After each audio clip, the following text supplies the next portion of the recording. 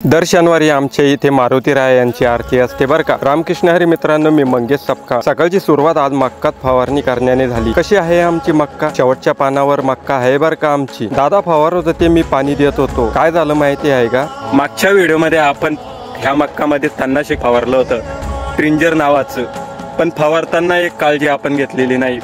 फवारण्याला आपण व्यवस्थित लक्ष ठेवलं नाही, म्हणून आज आपल्याला या मक्कामध्ये अशा प्रकारे गवत दिसत आहे। आणि पुन्हा एकदा ह्या मक्कामध्ये आपल्याला ट्रिंजर नावाचं औषध फवारण्यात येत आहे। तर मक्का तुम्ही बघू शकत असाल, आमची मक्का डोक्याच्या वर मक्का गेलेली आहे। या बाजूला तुम्ही बघा, तिकडून पण आमची मक्का तशीच झालेली आहे। पुन्हा एकदा आमची परेशानी।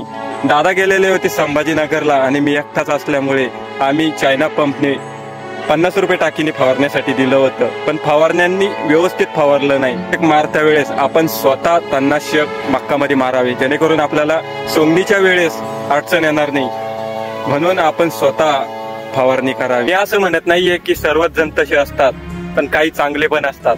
मारणाऱ्यांनी व्यवस्थित मक्का फवारणी केली असती तर आज पुन्हा ही वेळ आमच्यावर आली नसती। सर्वजण तसे नसतात, पण काही काम चुकार सुद्धा असतात, म्हणून आपण लक्ष ठेवायला पाहिजे। आता आलो होतो सफरावरती, आल्यावरती शिव माझ्याजवळ आला आणि शिव काय म्हणतो बघा। मोठा कुरकुर खाल्ला।